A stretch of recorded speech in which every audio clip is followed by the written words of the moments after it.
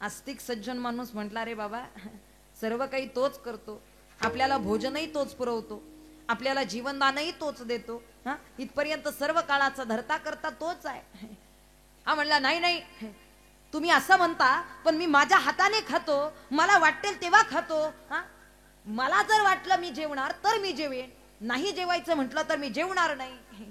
सज्जन माणूस म्हटला, हे बघ अशी तुझी बुद्धी आहे, पण जर त्याला तुला जेवू घालायचंच असेल, तुझी मर्जी नसताना सुद्धा हाणून मारून का होईना पण तुला खावं लागेल. तो म्हणला, ठीक आहे, बघूयात, आज तुमची परीक्षा घेऊ, बघूयात कोण जिंकतंय. आज दिवसभर म्हटला मी काही खाणार नाही, बघू कोण जिंकतंय. आणि जर मी जिंकलो तर तुम्ही हे सगळं टाळ मृदंग विना हे सगळं सोडून द्यायचं, आणि जर तुम्ही जिंकलात तर मी तुमच्या भजन मंडळात. जगदंबा माता, डावरगाव हे आपल्या गावाचं नाव, आणि जगदंबा मातेची आपल्यावरती फार मोठी कृपा आहे, फार मोठी खरी अर्थानं तिची कृपा आहे, म्हणून तर तुम्ही आम्ही सगळी इथपर्यंत उपस्थित आहोत. फार गोड असं नियोजन आहे, पहिल्यांदाच आपल्या गावात येण्याचा योग आहे. निश्चितच आयोजकांचं, नियोजकांचं, ज्यांचं सातत्यानं आम्हाला कॉन्टॅक्ट होत होतं, मनापासून धन्यवाद. आजचे सौजन्य ज्यांचं आहे, या ठिकाणी स्वर्गीय रावजी भिकाजी उखर्डे यांच्या स्मरणार्थ त्यांच्या कुटुंबानं दिलेलं हे सौजन्य, आणि अन्नदानही ज्यांचं आहे त्यांच्यासाठी सुद्धा, आणि सौजन्यदात्यांसाठी सुद्धा टाळी वाजवा. आजी कीर्तनामध्ये, कथेमध्ये सौजन्यदात्याचं, अन्नदात्याचं कौतुक करावं. का करावं त्याचं कारण सांगते. मोठेपणा म्हणून नाही करावं, तर भगवंतानं धन संपत्ती ऐश्वर्य समाजात अनेक लोकांजवळ आहे, परंतु धर्म कार्यासाठी, आपल्या परमार्थिक कार्यासाठी, भगवंताच्या कार्यासाठी, काही दान धर्म करण्यासाठी, दातृत्व अंतःकरणात निर्माण होण्यासाठी भगवंताची कृपा असावी लागते, तेव्हा दान धर्म घडत असतो. लक्षात. एवढं भव्य स्वरूपाचं मंदिर सुरू आहे, एवढं भव्य स्वरूपाचं बांधकाम सुरू आहे. निश्चितच मी म्हणेल हे फार पुण्याचं काम आणि फार पवित्र काम या ठिकाणी सुरू आहे. आपण जन्माला आल्यानंतर अनेक कामं संसारासाठी करत असतो, अनेक गोष्टी संसारासाठी करत असतो, पण जन्माला आल्यानंतर काही प्रसंगी आपल्या आयुष्याचा थोडासा वाटा, मी बनत नाही पूर्ण, अगदी थोडासा वाटा, खारीचा वाटा का होईना, आपल्याला धर्म कार्यासाठी, मंदिर कार्यासाठी, भगवंताच्या कार्यासाठी जर लावता आला, कारण त्याने दिलेल्या मंदिरात आपण राहतोय. तुमच्या लक्षात आलं का? हा कोण आहे? हा घट आहे. आणि हा घट कोणी निर्माण केला? कोणी निर्माण केला? फिरत्याचा काय वरती देशी मातीला कार, विठ्ठला तू वेडा कुंभार, विठ्ठला तू वेडा कुंभार. घडवलं त्यानं घटाघटाचे रूप आगळे, प्रत्येकाचे दैव वेगळे. चला तो पुढचा भाग. पण आपल्या या घटाला निर्माण करणारा तो भगवान परमात्मा आहे. मग त्यानं एवढं सगळं आपल्याला दिलेलं आहे, काहीतरी आपली जबाबदारी आहे ना त्याच्यासाठी जगण्याची. म्हणून खारीचा वाटा का होईना, दातृत्वानं, अंतःकरणानं, ज्यांच्या ज्यांच्यावरती भगवंताची कृपा आहे, धनसंपदा चांगली आहे, निश्चित अंतःकरणानं जमेल तितक्या परीनं आपण दान धर्म केला पाहिजे, कारण आपला धर्म टिकवता आला पाहिजे. हे पहा, आज सध्याच्या काळामध्ये आपण कलियुगात जगतोय हे विसरू नका. हे सतयुग नाही, हे द्वापार नाही, हे त्रेताल नाही, हे कलियुग आहे. आणि कलियुगामध्ये धर्माचा विनाश पाहायला मिळतोय. पण कलियुगाची एक चांगली गोष्ट आहे बाबा, आपल्याला जर कोणी विचारलं 4 युगांपैकी सगळ्यात चांगलं युग कोणतं, सगळ्यात चांगलं युग कोणतं, काय उत्तर येईल? कोणी त्रेताल म्हणेल, कोणी द्वापार म्हणेल, कोणी. पण सध्याच्या काळात मी एकच सांगते, सध्या चांगलं जर म्हणायला गेलं तर कलियुग आहे. तुम्ही म्हणताल ताई, ज्या काळात भ्रष्टाचार पाहायला मिळतो, ज्या काळात अन्याय पाहायला मिळतो, ज्या काळात अत्याचार पाहायला मिळतो, ज्या काळामध्ये नीती धर्म विसरून चाललेला आहे, अशा काळाला चांगलं कसं म्हणता येईल? चांगलं एका बाजूनं म्हणता येईल बाबा. इथे सतयुगामध्ये, द्वापार युगामध्ये, त्रेताल युगामध्ये वर्षानुवर्ष योग याग विधी करून भगवंताला प्राप्त केलं जात होतं. पण कलियुगामध्ये अगदी थोड्याशा नामस्मरणानं आणि थोड्याशा उपासनेनं आपल्याला देवी भगवतीची प्राप्ती करता येते. हे कलियुग है. हे चांगली गोष्ट आहे. हे कलियुगाचा चांगला पॉइंट आहे आणि त्याचा फायदा, त्याचा उपयोग, त्याचा उपभोग आपल्याला करून घेता आला, त्यासाठी हे नामसंकीर्तन आहे. कलियुगा माझे करावे कीर्तन, तेने नारायण देईल भेटी.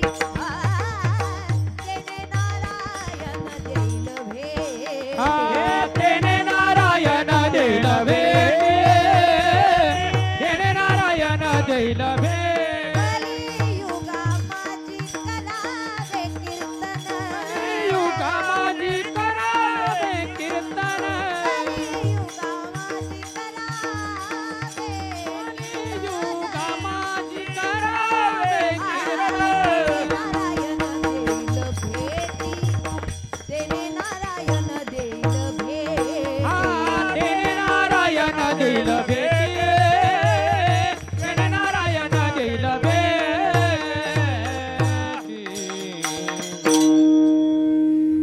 सध्या उद्धार करायचा असेल, नवविधा भक्ती आपण ऐकलेली आहे आणि खरंच या 9 दिवसामध्ये त्या नवविधा भक्तीचं आपण अनुकरण केलं पाहिजे. बाबा, इथे माणसाला साड्यांची जशी चॉईस दिली, कपड्यांची चॉईस दिली, वस्तूंची चॉईस दिली, तशी भगवंताची सुद्धा चॉईस आहे. बरं, भगवंताची तर भगवंताची, इथे भक्तीला सुद्धा चॉईस आहे. श्रवणम कीर्तनम विष्णुस्मरणम पादसेवनम अर्चनम वंदनम नास्यम साख्यम आत्मनिवेदनम. कोणती करा, सध्या करतोय ती सुद्धा भक्ती आहे. हे काय मनोरंजन आहे का? हो म्हणा, नाही म्हणा, एकदा तुमचा आवाज माझ्या कानावरती पडू द्यात. हे मनोरंजन नसून आत्म उद्धाराचं सगळ्यात सोपं साधन म्हणजे सध्या कलियुग आहे, हे कीर्तन आहे. कलियुगामध्ये सगळ्यात सोपं साधन आत्म उद्धाराचं हे कीर्तन आहे, नामस्मरण आहे, ज्या माध्यमातून आपण आपला उद्धार करू शकतो. बरं, हे कोणासाठी? आस्तिकांसाठी. आता जे नास्तिक लोक आहेत त्यांना काही फरक पडत नाही. तुम्ही 7 दिवस कीर्तन करा, 8 दिवस करा, नाही तर 12 दिवस करा, काही फरक पडत. हे कोणासाठी? ज्याला याचं काहीतरी घेणं देणं, जन्म मरणाचं काहीतरी त्याला घेणं देणं, भगवंतानं दिलेल्या देहाचा काहीतरी त्याला उपयोग करायचा आहे, जन्माचं काहीतरी सार्थक करायचंय त्याच्यासाठी. नास्तिक लोकांसाठी ते किती चांगलं करा, ते आम्हाला म्हणते तुम्हाला काही कामं नाहीत का? आम्हाला म्हणतात. एक गोष्ट नीट लक्ष देऊ नये का आजी, प्रारब्धात परमार्थ प्रारब्धात असावा लागतो. हे असंच घडत नाही. बरं, 8 वर्षाचा आपला हा सप्ताह, सध्याचं 8वं वर्ष आहे. का घडतं? 8 वर्षापासून एवढा अखंड हरिनाम सप्ताह एवढ्या सुंदर पद्धतीनं आपण साजरा करतोय, जगदंबेची सेवा करतोय. का घडतं? खरी अर्थानं कुठेतरी आपलं संचित आणि आपलं प्रारब्ध चांगलं. प्रारब्ध अनुकूल असेल तर परमार्थ घडतो सहजतेनं, पण प्रारब्ध जर प्रतिकूल झालं, करायला गेला तरी बळच्यानं परमार्थ होत नाही. काही लोक तुम्ही अनुभवलेली असतील, अख्खं 100 वर्षाचं आयुष्य संपून जातं, साधा राम कृष्ण हरी त्यांना म्हणता येत. अहो म्हणा ना, नाही जमत. म्हणा ना, नाही जमत. ते बळ म्हणाय गेलं तरी जमत नाही. का? संचितात बहुत सुकृताची जोडी. आणि म्हणून अनंत जन्मीचे सुकृत पद रे, अनंत जन्मीचे सुकृत पद, अनंत जन्मीचे सुकृत पद रे, अनंत जन्मीचे सुकृत पद, अनंत जन्मीचे सुकृत पद रे, अनंत जन्मीचे सुकृत पद, अनंत जन्मीचे सुकृत पद रे, अनंत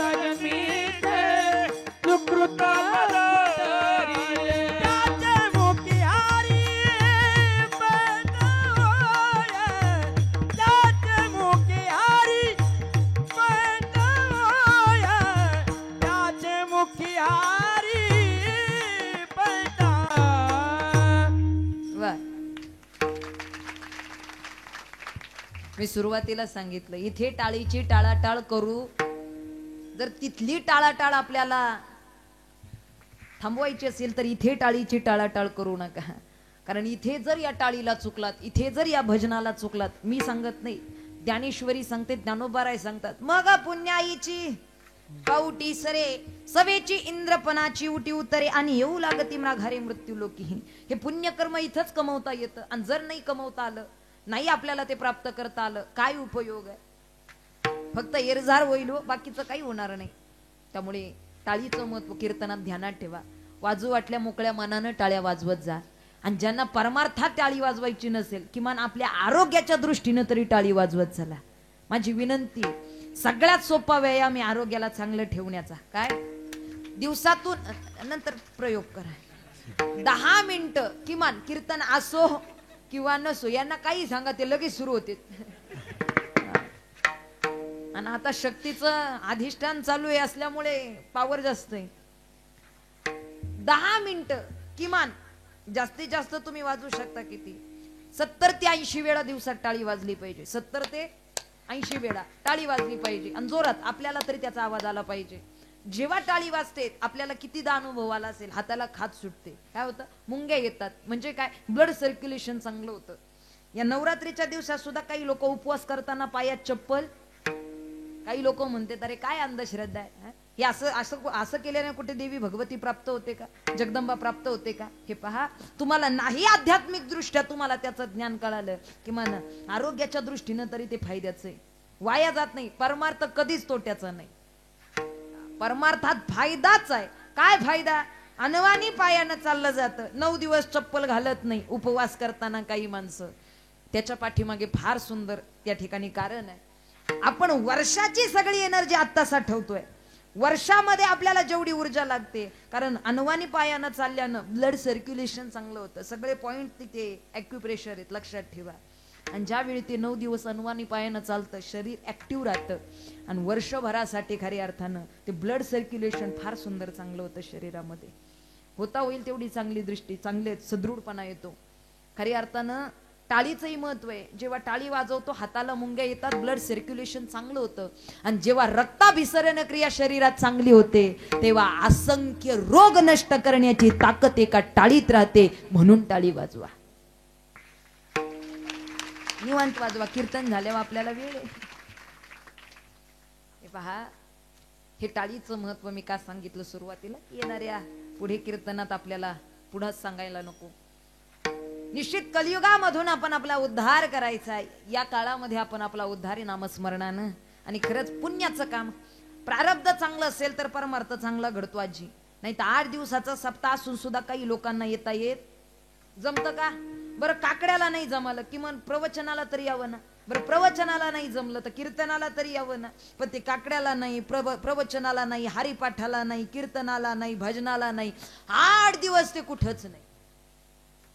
8 दिवस सुद्धा ते नसते. आणि काल्याचं कीर्तन झाल्यावर तो बाबा आपल्याला भेटतो. आणि काला झाल्यानंतर आपण त्यांना विचारावं, का हो 8 दिवस एवढं सुंदर पारायण, एवढा सुंदर सप्ताह, एवढं सुंदर नामस्मरण गावात होतं, तुम्ही मात्र कुठं दिसला नाही. ते म्हणतो मला जमलं. काय म्हणतात? हेच कारण आहे, जमलं. अहो जमलं नाही हे काय कारण आहे का? संचितात नाही ते सांगून जा, जमलं नाही हे काय कारण. याचा अधिकार आपल्यावरती नाहीये, आपण याच्या अधिकारी नाही आहोत याला जमलं किंवा नाही जमलं म्हणायला. नास्तिक विचारांची लोक म्हणतात आम्ही स्वतः आलो.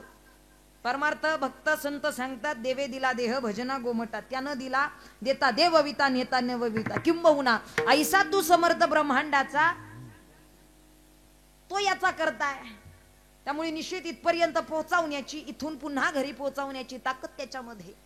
तुमच्या लक्षात आलं का? चाले हे शरीर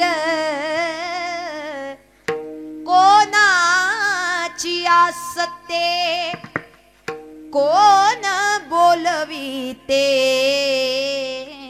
हरिवीन, देखवी ऐकवी एक नारायण, देखवी ऐकवी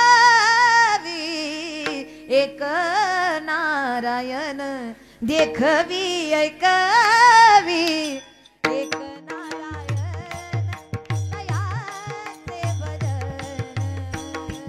तू कोण देखवी ऐकवी एक नारायण तयाचे भजन चुकून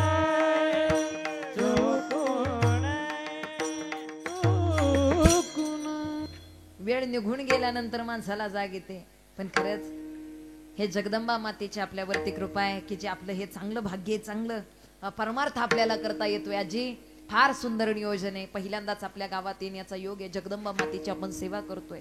शारदीय नवरात्रीतील 9 रात्र इतरही रात्र असतात, पण ह्या रात्रीचं महत्व, या नवरात्रीचं महत्व फार वेगळं आहे.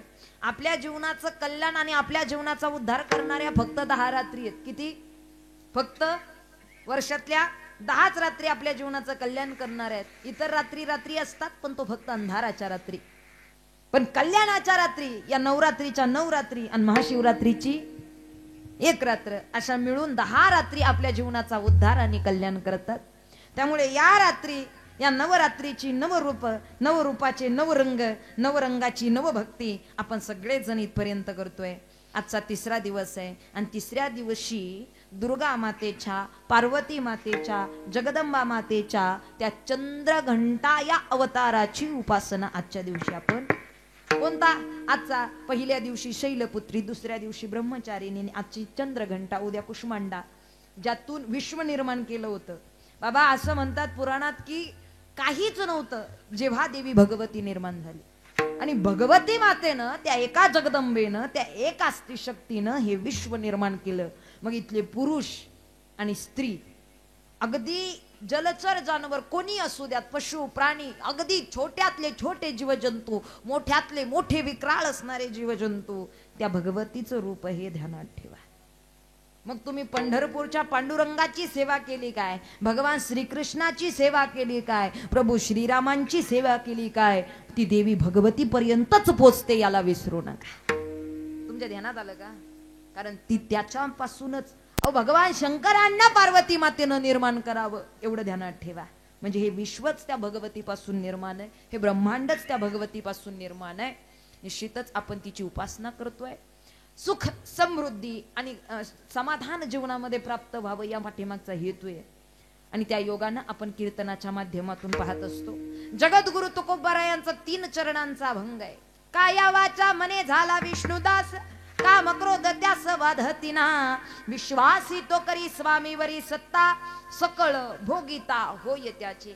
आजी आपण सगळेजण भक्ती करतोय, पण आपली भक्ती 50% आहे की 100% आहे? आता मात्र तुमचा आवाज येऊ द्या.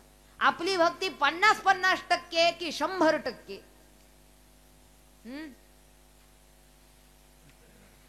अहो ताई, तुम्हीच सांगून द्या ना, आता कशाला आमची वाट पाहता.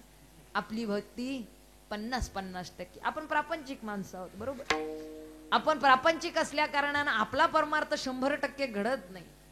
आपण जरी दाखवत असलो 100% तरी घडायला तो 100% नाही राहत. आणि भगवंतानं सांगितलं तू 100% माझ्यापाशी थांब, बाकीचं सगळं मी पाहून घेतो. काय खरी अर्थानं तू कायेनं वाचेनं मनानं माझा दास हो. कारण अनन्यश्चिंतयन्तो माम ये जना पर्युपासते तेषां नित्यभियुक्तानां योगक्षेमे अहम्यहम्. तिथे 50% चालत नाही, 100%. म्हणजे कसं? आता इथे जे जे शाकाहारी माणसं आहेत, म्हणजे गळ्यामध्ये तुळशीची माळ आहे, जे मांसाहार कधी करत नाही, व्हेजिटेरियन, जे जे शाकाहारी माणसं आहेत, बाबा जर कुठे लांबच्या प्रवासाला निघालोत आणि जर भोजन करायचं असेल आणि आपल्याला जर एखाद्या हॉटेलवरती थांबायचं आहे जेवण्यासाठी, तर आपण शाकाहारी माणसं असल्या कारणानं कोणतं हॉटेल शोधतो? प्युअर. तिथे डबल मधलं चालेल का? 50-50 मांसाहार आणि शाकाहार चालेल का? आणि असं जर हॉटेल असेल तर तिथे आपण थांबत. आपण कुठे थांबतो? जिथे लिहिलेलं असतं त्या हिरव्या शब्दात प्युअर व्हेज. पण नुसतं प्युअर व्हेज म्हणून चालत नाही, त्याच्या पुढे 100% लिहिलेलं असतं. आणि जेव्हा तो 100% आकडा दिसतो तेव्हाच आपण तिथे थांबतो. अहो भोजनासाठी जर आपल्याला 100% पाहिजे असेल तर भजनासाठी आपण 50-50% का द्यावं? तुमच्या ध्यानात आलं का? आपण भक्तीमध्ये 100% का देऊ शकत नाही?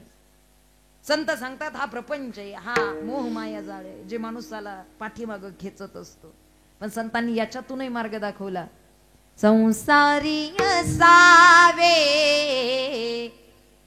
असोनी नसावे, संसारी असावे असोनी नसावे. संसारात राहा पण राहून न राहिल्यासारखं राहा. त्याला फार चिकटून बसू नका. काही काळानं त्याचा त्यागही करता आलं पाहिजे. आणि संत भक्त कधीच या नाशिवंत स्वरूपासाठी जगले नाही. आपण जर देवी भगवतीचीच उपासना करतोय त्यासाठी सांगते. स्वामी विवेकानंदजींचे गुरु स्वामी रामकृष्ण परमहंस स्वामींनी देवी कालीची उपासना केली. आजी काली मातेची उपासना भक्ती एवढी केली, पण स्वामींना घशाचा आजार झाला होता आणि त्यांच्या शिष्यांनी सांगावं की स्वामी तुम्ही देवीची उपासना करता, तुम्ही तिला प्राप्त केलेला आहे, ती तुम्हाला प्रसन्न आहे, मग तुम्ही तुमचा आजार तुमच्या देवीला का सांगत नाही आणि तो बरा करायला का सांगत नाही? काय म्हटले? स्वामी रामकृष्ण परमहंस समोर उभे, त्यांचे शिष्य सांगतात तुम्ही त्या देवीला का हाक मारत नाही? त्यावेळी रामकृष्ण परमहंसांनी उत्तर दिलं, या नाशिवंत स्वरूपासाठी, या नाशिवंत देहासाठी मी शाश्वत असणाऱ्या माझ्या भगवतीकडे याची मागणी नाही करू शकत. तुम्ही आम्ही या शरीराच्या सुखासाठी जगतो, पण संत खरा भक्त नाशिवंत या गोष्टीसाठी जगत नाही. काय सांग, भक्त ऐसे जाना जे देही उदासन गेले, आशा पाश खऱ्या भक्ताचं. पण आपण 50-50% असल्या कारणानं आपल्याला या सगळ्या गोष्टी लागू पडतात. संत सांगतात जर खऱ्या अर्थानं आपल्या जीवनाचं समाधान प्राप्त करायचं असेल आजी, तर जांभळ्या देऊन भजन होत नाही. आपल्याला अंतःकरणापासून भजन करावं लागतं. इकडे लक्ष द्या. नामस्मरण हे सगळ्यात सोपं साधन आहे बरं का.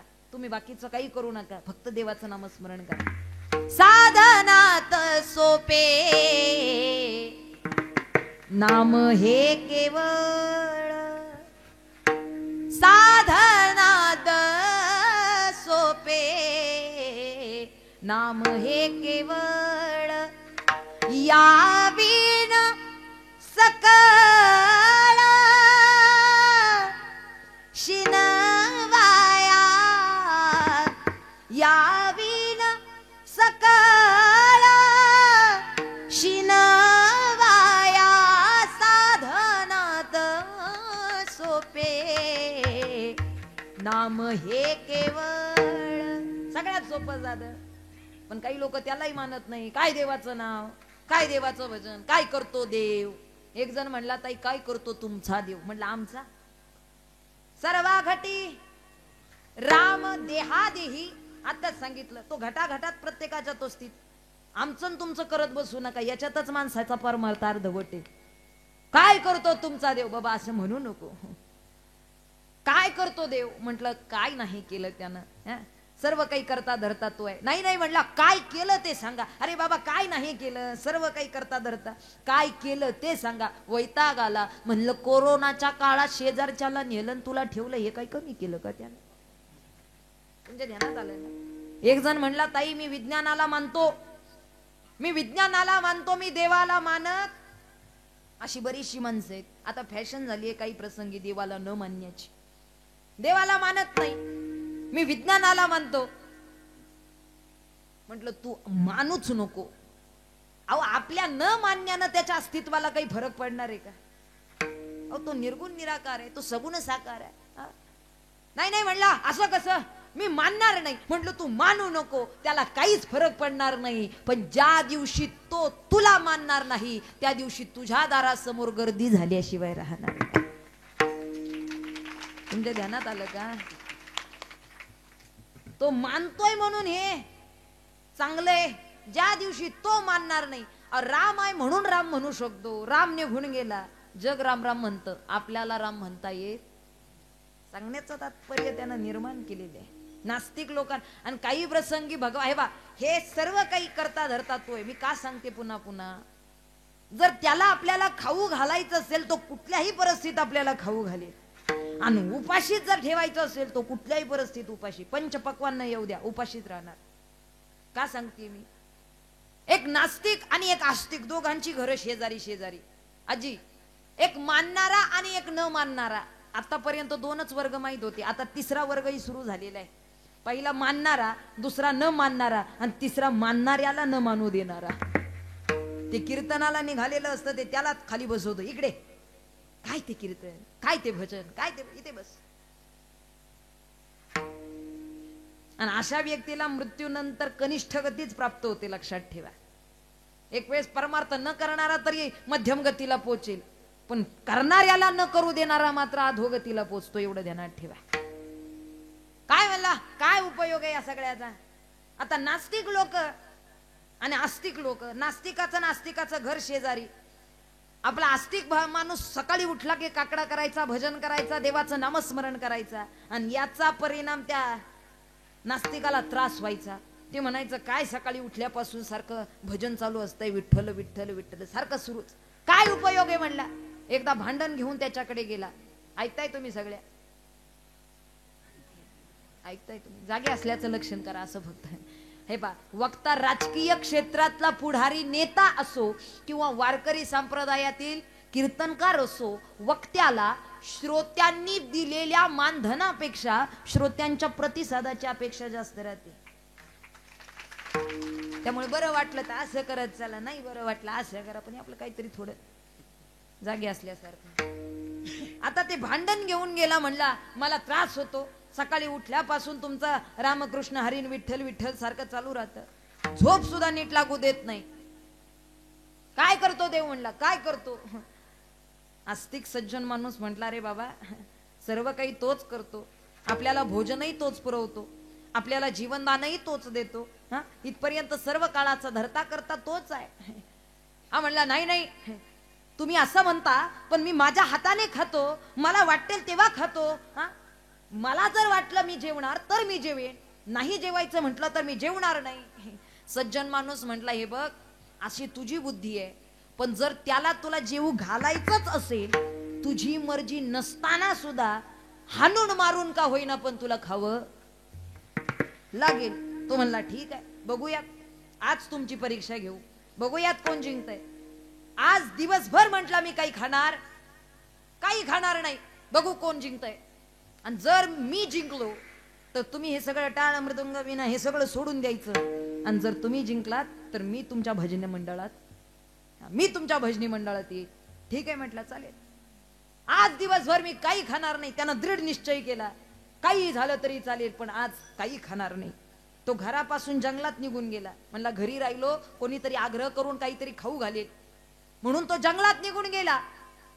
जंगलात गेला ते गेला, एका झाडावरती जाऊन बसला. म्हणले इथं तर कोणी येणार नाही खाऊ घालायला, बघू कसा तो देव मला खाऊ घालतो. शक्यच नाही मी आज काही खायला, खाणारच नाही, अजिबात नाही, पाणी सुद्धा पिणार नाही, काही खाणार सुद्धा नाही. इकडे सज्जन माणूस मात्र देवाच्या समोर उभा राहिला आणि हात जोडून त्याला मागणी करू लागला. म्हटला भगवान परमात्मा, देवा मी हारेल याचं काही मला टेन्शन नाही, पण जर मी जिंकलो तर तो मात्र आपल्या भजनी मंडळात सामील होईल. म्हणजे एक उमेदवार वाढला की एक वोट वाढला, एक मतदान वाढलं, आपली पार्टी जिंकली पाहिजे. तो झाडावरती जाऊन बसलेला आहे आणि त्या झाडाखाली दुपारच्या प्रहरी व्यापारी माणसं निघालेली. व्यापारी माणसं चालली होती जेवणासाठी, झाडाखाली बसले, त्यांनी आपापले जेवणाचे डबे उघडे केले.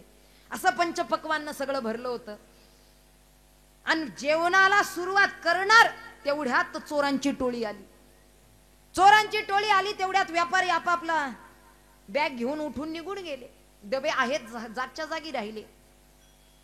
चोर आल्याबरोबर त्यांना ते पंचपक्वान्न सजवलेली ताटं, सजवलेले डबे दिसले. अरे वा वा वा, काय सुंदर भोजनाचा बेत. कोणीतरी ते थांबलं होतं, फार सुंदर भोजनाचा बेत केला. आपल्या येण्याच्या आवाजानं ते निघून गेले, पण हे भोजन फार सुंदर दिसतंय, आता जेवणच करून जावं. सगळे चोर त्या ठिकाणी जेवणासाठी थांबले, त्याच डब्यातलं खायला. पण त्यातला एक जण म्हटला, का रे ही कोणाची शाळा तर नसेल ना, हे कोणाचं कट कारस्थान तर नसेल ना, या भोजनामध्ये विष तर नसेल ना, आणि विष घालणारा इथेच कुठेतरी नसेल ना. तुमच्या ध्यानात आलं का? आता हे सगळं वरून पाहत होतं सीसीटीव्ही, नेमकं कोणीतरी इथेच नसेल ना. करा शोध, विष घालणारा कोणी त्याला शोधा. कोणी कटकारस्थान केलं? एवढं सुंदर जेवण आणि अशा पद्धतीनं कोणी मांडून जातं का? हे नक्कीच कारस्थान आहे, नक्कीच विष आहे आपल्याला मारण्यासाठी. शोधा त्याला. सापडला वर झाडावर, सापडल्याबरोबर खाली आणलं. का रे, कोणाच्या सांगण्यावरून हे कटकारस्थान केलं? नाही हो महाराज, माझी यात काही चूक नाही. हे माझं भोजन नाही, हे माझे डबे नाही. काही व्यापारी माणसं आली होती, त्यांनी जेवणासाठी उघडले, तुमच्या येण्याच्या चाहुलीनं ते निघून गेले. यात माझं काही नाही. काही नाही कसं? तूच या डब्यांमध्ये, या भाजीमध्ये, या भाकरीमध्ये विष टाकलं असेल आम्हाला मारण्यासाठी. अहो खरंच सांगतो मी, पाया पडतो मी, असं खरंच नाहीये. माझी यात काही चूक नाहीये. नाहीये ना? चूक नाहीये ना? विष नाहीये ना? मग खाऊन दाखव. यानं मनात निश्चय केला, म्हणलं काही झालं तरी चालेल पण खाणार. पण मरता क्या न करता. हातात तलवार दिसली. तलवार दिसल्याबरोबर त्यानं हातात ते म्हणले आटीचं बिटीचं नंतर पाहू, आधी भोजन करून घेऊ, मरण तर थांबे. अहो भगवंताला खाऊ घालायचं ते कोणत्याही प्रकारे तुम्हाला खाऊ. आपली सत्ता आहे का? त्यानं दिलं, मग त्याच्या कार्यासाठी का नाही दिले? इंद्रिय हात पाय कान डोळे मुख बोलाया. सध्या काय झालं बाबा, दिलेल्या अवयवाचा, दिलेल्या इंद्रियाचा त्याच्या कार्यासाठी कमी वापर चालू आहे. हाताला टाळी बळच वाजवाय सांगायला लागते, पण कुणाला मारायचं म्हटलं तर सांगावं लागतं का? डोळ्याला बळच चांगलं दाखवावं लागतं. वाईट पाहायचं म्हटल्यावर सांगावं लागतं का? कानाला त्याचे गुण चांगले ऐकण्यासाठी बळच बसवावं लागतं. चला या कीर्तनाला वेळ झाली ते म्हणावं लागतं. पण वाईट ऐकायचं म्हटलं, वाईट पाहायचं म्हटलं तर वेळ लागतो का? अहो रात्रीच्या 2:30 वाजता गावातल्या कुठल्याही गल्लीत भांडणं चालू होऊ द्या, या 2:30 वाजता पळत पळत जाते. आणि कीर्तनाला 2 तास बसायचं म्हटलं की आळस देते. मुखाला चांगलं बोल म्हटलं, देवाचं नामस्मरण करायचं म्हटलं तर कंटाळा येतो. पण कीर्तनात बसले तर काही लोक गप्प बसत नाही. ते भजनाला कंटाळा करतात पण कीर्तनात गप्प बसत.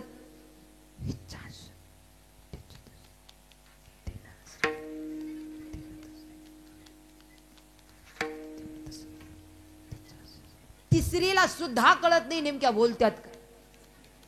अहो काय उपयोग आहे? अनंत वाचाळ त्यानं बरं हरिपाठात सांगतात, बरळ ती बरळ त्या कैसेने गोपाळ. असं नाही प्राप्ती करून घेता येत. प्राप्तीची काहीतरी प्रक्रिया आहे. चांगला पगार मिळवायचा असेल तर चांगलं शिक्षण घेऊन त्या पदावरती गेल्यानंतर आपल्याला चांगला पगार, चांगलं ज्ञान प्राप्त करता येतं. तसं इथे भक्तीला प्राप्त करण्यासाठी, भगवंताला प्राप्त करण्यासाठी सुद्धा काहीतरी आहे की नाही? असाच नाही देव बाजारचा भाजीपाला नाही.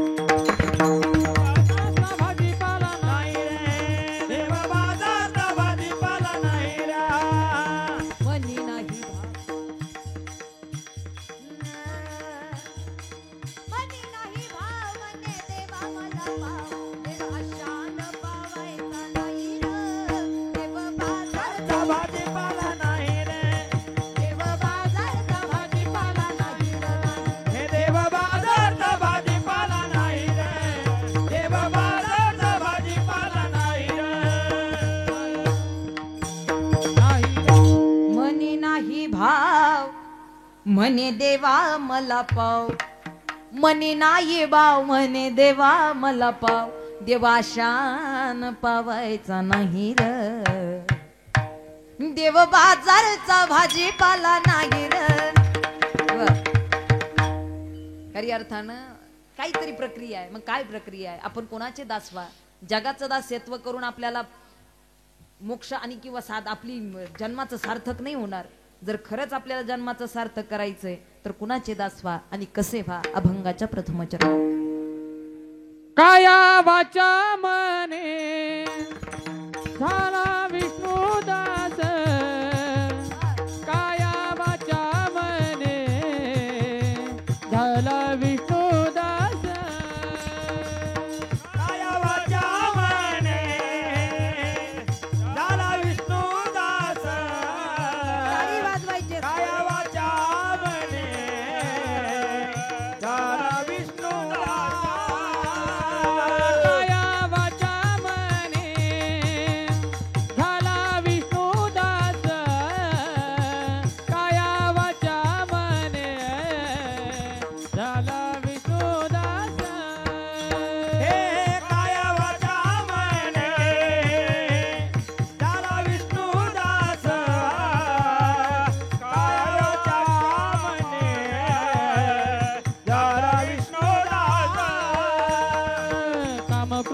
त्यास बाधिते ना काम क्रोध त्यास बाधिते ना हे काम क्रोध त्यास बाधिते